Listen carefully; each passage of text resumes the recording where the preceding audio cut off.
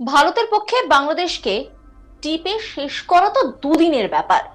24 ঘন্টার মধ্যেই ভারত বাংলাদেশকে টিপে শেষ করতে পারে। ফরাক্কা থেকে জল বন্ধ করে দিতে পারে, ভিসা বন্ধ করে দিতে পারে, বিমান বন্ধ করে দিতে পারে। হাজার রকম অপশন আছে বাংলাদেশকে জব্দ করার জন্য। বাংলাদেশের কোনো যাওয়ার জায়গা নেই। ভারত যদি বাংলাদেশের বিমান চলাচলের উপর নিষেধাজ্ঞা জারি করে তাহলে বাংলাদেশের 4 গুণ সময় বেড়ে যাবে। এমনিতেই বাংলাদেশ একটা ভিখিরির দেশ। বাংলাদেশের পরিস্থিতি নিয়ে বিস্ফোরক মন্তব্য করছেন বিজেপি নেতা তথাগত রায়। এই মুহূর্তে অশান্ত রয়েছে বাংলাদেশ, আর সেই পরিস্থিতিতে রীতিমতো একের পর এক বিস্ফোরক অভিযোগ করা হচ্ছে বিরোধী দলের তরফ থেকে। কারণ আমরা জানি যে চিন্ময় কৃষ্ণ প্রভুকে গ্রেপ্তার করা হয়েছে আর তার আঁচ পড়েছে এই রাজ্যেও। আর তারপরে তথাগত রায় তিনি কি বলেছেন, আমার কলিগ রাজেশ কথা বলেছিলেন, শোনাব আপনাদের। লঘু বা দুর্বল বার্তা তো গেল বটেই। ভারতের পক্ষে তো বাংলাদেশকে টিপে মারা তো দুদিনের ব্যাপার। সম্ভবত তার কমে 24 ঘন্টার মধ্যে ভারত বাংলাদেশকে টিপে মারতে পারে। জল ছেড়ে দিতে পারে, এখন ড্রাই সিজন চলছে, এখন জল বন্ধ করে দিতে পারে এ থেকে, ফরাক্কা থেকে বা ডুম্বুর থেকে অথবা গজলডোবা থেকে ভিসা বন্ধ করে দিতে পারে। ভারতের এয়ার স্পেস বাংলাদেশি এর জন্য বাংলাদেশি যাবার জন্য বন্ধ করে দিতে পারে। হাজার রকমের বাংলাদেশকে একেবারে শুইয়ে দিতে পারে ভারত। সেখানে তার কোনো রকম একটা একটা হিন্ট না দিয়ে শুধু শুধু একটা এরকম ভালো মানুষের মতন একটা বার্তা দেওয়া, যেটা যেন আমরা বাংলাদেশের কাছে কিছু ভিক্ষা চাইছি। আমরা চাইছি যে বাংলাদেশ আমাদের প্রতি একটু সদয় হোক, বাংলাদেশ আমাদের একটু নেক নজরে দেখুক। এই সংকেতটা দেয়া তো একেবারেই অনুচিত হয়েছে। ভারতের কাছে কি বাংলাদেশের এই দয়া কোনো প্রয়োজন আছে? আমি তো তোমাকে বললামই যে ভারত ইচ্ছে করলে 24 ঘন্টার মধ্যে বাংলাদেশকে টিপে মেরে ফেলতে পারে। বাংলাদেশের কোনো যাবার জায়গা নেই। 95% তাদের যে ল্যান্ড বর্ডার আছে সেটা শুধু ভারতের সাথে আছে, আর 5% আছে মিয়ানমারের সাথে। তাদের অবস্থা তো আর তাদের সাথে সম্পর্ক তো আরো খারাপ। তো বাংলাদেশ কি করতে পারে? বাংলাদেশকে যদি আজকে সমস্ত ইন্ডিয়ান এয়ার স্পেস বন্ধ করে দেয়, তাহলে ভেবে দেখতে পারো যে কিভাবে বাংলাদেশে যাবে, প্লেন যাবে, বাংলাদেশ থেকে লোক বেরোবে কি করে। তাদের যদি চীনে যেতে হয় বা সৌদি আরবে যেতে হয় বা মধ্যপ্রাচ্যে যেতে হয়, যেরকম যেতে হয়, তাদের ঢাকা থেকে বেরিয়ে এইভাবে পুরো ভারতের উপদ্বীপটা ঘুরে তারপরে ওইখানে যেতে হবে আর কি। মানে 4 গুণ দূরত্ব বেড়ে যাবে। কি করে করবে? এমনি তো হাঘরে দেশ, ভিকিরির দেশ, তা সত্ত্বেও তারা এরকম কথা বলে যাচ্ছে। আর আমাদের রাষ্ট্রদূত একটা এমন কথা বলে যাচ্ছেন যেন আমরা তাদের কাছে একটা ফেভার চাইছি। কি আশ্চর্য! বাংলাদেশ ইস্যুতে ভারতের অবস্থান এখনো পর্যন্ত এত নরম কেন? ভারত এত চীনের ক্ষেত্রে এত আগ্রাসন দেখিয়েছে, পাকিস্তানের মাটিতে ঢুকে শত্রুদের খতম করেছে, কিন্তু বাংলাদেশের ক্ষেত্রে ভারত এখনো পর্যন্ত কেন এত নরম অবস্থান, আপনার কি মনে হয়? দেখো, এই প্রশ্নটা তোমার আমাকে করা উচিত নয়, এটা আমাদের বিদেশ মন্ত্রককে করা উচিত। ওরাই জানেন ওরা কেন কি পদক্ষেপ নিচ্ছেন। আমার এর চেয়ে বেশি কিছু জানা নেই।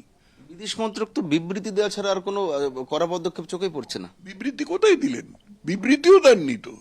এই একমাত্র এই প্রণয় ভার্মা ঢাকায় যে কথাগুলো বললেন, এছাড়া তো বিবৃতিও দেননি কিছু।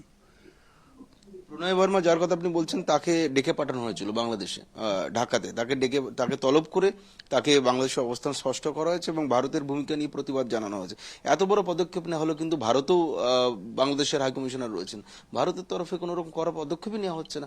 এটা তো আমাদের দেশ সম্পর্কে একটা খারাপ বার্তা যাচ্ছে। তো বটেই। তাছাড়া আমাদের দেশকে যেভাবে অপমান করা হয়েছে, আমাদের পতাকাকে পথে ঘাটে ফেলে দেওয়া হয়েছে, তার উপর দিয়ে মারিয়ে লোকে যাচ্ছে, সেটা সম্বন্ধে ভারত কোনো প্রতিবাদ করেনি। এটা কারণটা কি আমি বুঝতে পারছি না। কি মনে হচ্ছে, কেন্দ্রীয় সরকারের কি কোনো বাধ্যবাধকতা রয়েছে, কোনো দুর্বলতা রয়েছে, নাকি ভয় পাচ্ছে? আমার জানা নেই। বাংলাদেশকে ভয় পাওয়ার কোনো প্রশ্ন আছে? তুই তাহলে কি কারণ?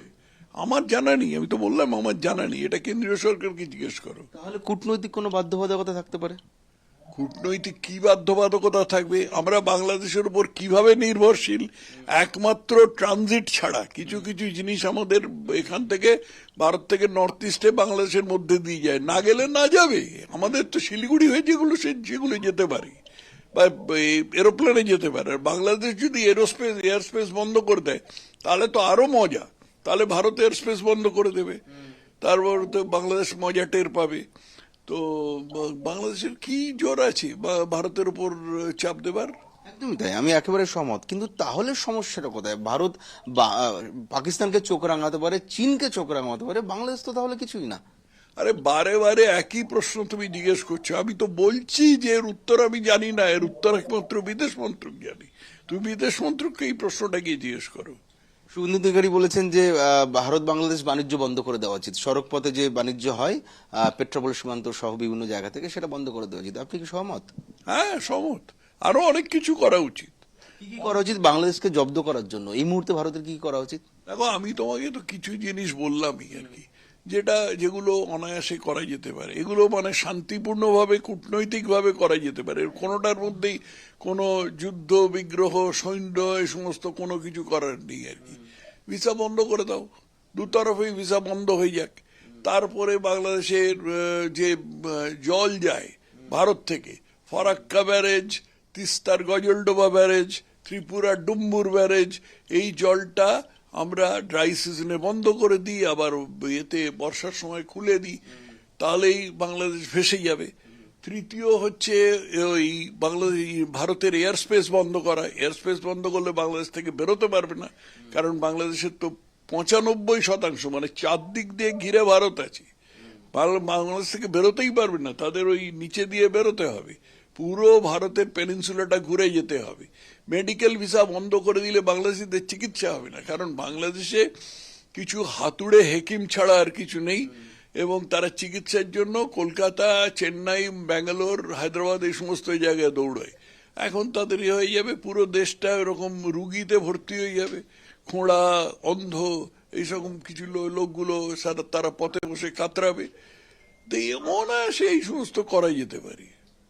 আজকে প্রধানমন্ত্রী নরেন্দ্র মোদীর এই অবস্থান সম্পর্কে তো প্রশ্ন উঠছে। আগে তিনি যখন গুজরাটের মুখ্যমন্ত্রী ছিলেন, তিনি অনেক হুঙ্কার দিতেন, না কড়া অবস্থান নিতেন। আজকে প্রধানমন্ত্রী হিসেবে তার থেকে যে ভূমিকাটা এক্সপেক্টেড ছিল বাংলাদেশ ইস্যুতে, আমি বলছি স্পেসিফিক্যালি, সেটা তো এক্সপেকটেশন তো ম্যাচ করছে না। তো আপনি কি সেই পুরনো কড়া মোদীকে, নরেন্দ্র মোদীকে চাইছেন, নাকি এই মোদী আপনি সন্তুষ্ট তার এই ভূমিকায়? সন্তুষ্ট যে নই সেটা তো আমি বললামই, কিন্তু মোদিজির আগে তো বিদেশ মন্ত্রক বলবে। মোদিজির আগে তো বিদেশ মন্ত্রক বলবে। বিদেশ মন্ত্রক থেকে নানা রকম লেভেলে বলা যেতে পারে। বিদেশ মন্ত্রক থেকে, বাংলাদেশ ডেস্ক থেকে বলা যেতে পারে, ওদের রাষ্ট্রদূতকে ডাকিয়ে বলা যেতে পারে, তারপরে বিদেশমন্ত্রী নিজে বলতে পারেন, নানা রকম লেভেলে বলা যেতে পারে। বা আমাদের যে বাংলাদেশে ইয়ে আছে, হাই কমিশন আছে, হাই কমিশনকে ডাউনগ্রেড করা যেতে পারে, লিগেশন লেভেলে নামিয়ে নেওয়া যেতে পারে। এগুলো হচ্ছে কূটনৈতিক সংকেত। এগুলোর ফলে বোঝানো হয় যে ভারত বাংলাদেশ সম্বন্ধে বাংলাদেশ সম্বন্ধে একেবারেই তুষ্ট নয়। এগুলো করা যেতে পারে, কিছুই তো করা হচ্ছে না। নজর রাখুন আজ তাক বাংলার ইউটিউব স্ট্রিমিংয়ে।